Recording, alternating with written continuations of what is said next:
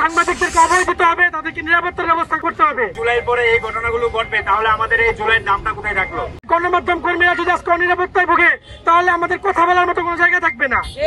আমরা যতই রাস্তাঘাটে মানববন্ধন করি, বিক্ষোভ করি, তা সমাজের কাছে পৌঁছাবে না।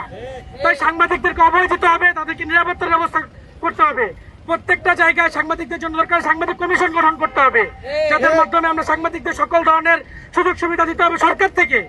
তার জন্য যা যা ব্যবস্থা গ্রহণ করা দরকার আমি অন্তর্বর্তীকালীন সরকারকে আহ্বান করব, তারা যেন যথাযথ ব্যবস্থা গ্রহণ করে। বিচার বিভাগকে সংস্কার করতে হবে, কারণ আমরা দেখতে পেয়েছি এই যে যারা আমাদের ফ্যাসিস্ট যারা ছিল, আমাদের এত জুলাই যোদ্ধাদেরকে যারা নিহত করেছে, তাদের এখন পর্যন্ত কোন দৃশ্যমান বিচার আমরা দেখতে পাইনি। আমরা এই বিচার দেখতে পাইনি। পরবর্তীকালে কিছু নাকি মিট ফোটেজে ঘটনা ঘটেছে, আমরা সেটারও বিচার এখন পর্যন্ত দেখতে পাইনি। যেহেতু আমরা এই বিচার বহির্ভূত কর্মকাণ্ড বাংলাদেশে হচ্ছে, তার জন্য আমি বলবো যে নির্বাচনের আগে অতি দ্রুত বিচার ব্যবস্থাকে সংস্কার করতে হবে। এই বিচার ব্যবস্থা সংস্কার না হলে আগামী নির্বাচনে যে পরিমাণ হত্যাকাণ্ডের ঘটনা ঘটবে, তখন দলীয় সরকারের বিচার করবে না। এটা আজকে আমি বলে দিচ্ছি, লিখে রাখুন আপনারা। সব মশার বিরুদ্ধে সুরক্ষা দিতে এলো বসুন্ধরা এক্সট্রিম অ্যারোসল, মশার বিরুদ্ধে এক্সট্রিম সুরক্ষা। এই সংস্কার ছাড়া কোনোভাবে বাংলার জনগণ নির্বাচন মেনে নিবে না। আমরা ছাত্র জনতার সাথে আছি, যে কোনো প্রয়োজনে আমরা ডক্টর মোহাম্মদ ইউনূসকে সহায়তা করতে রাজপথে প্রস্তুত। এর জন্য যারা বাধা দিতে আসবে তাদেরকে আমরা কঠিন থেকে কঠিনতর ভাবে প্রতিহত করবো। হাজারো জনতার সামনে তাকে খুবই হত্যা করা হয়েছে। আমরা তো এই জুলাই চাই নাই। আমরা এই জুলাইয়ের পরে এই ঘটনাগুলো ঘটবে, তাহলে আমাদের এই জুলাইয়ের নামটা কোথায় থাকলো?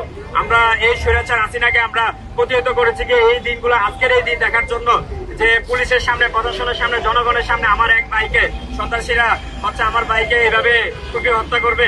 আমি বলতে চাই যে এই জুলাই আমরা কথা বলি, যে জুলাই নিয়ে আমরা আমার 2022 শহীদ হয়েছে। এই জুলাই যদি এভাবেই চলতে থাকে তাহলে আমি বলতে পারি যে আমাদের আবার নতুন একটা জুলাইয়ের ঘোষণা দিতে হবে। প্রতিদিনের কাগজের সিনিয়র স্টাফ রিপোর্টার সাংবাদিক আসাদুজ্জামান তুহিনকে ভিডিও চিত্র ধারণ করার কারণে তাকে নৃশংসভাবে কুপিয়ে হত্যা করেছে। সেই হত্যাকাণ্ডের ঘটনাটিও পুলিশ বক্সের সামনে।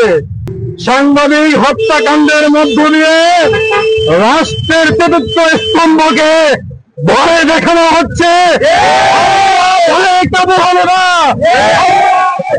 শক্তি নিয়ে অন্যায়ের বিরুদ্ধে প্রতিবাদ করবে।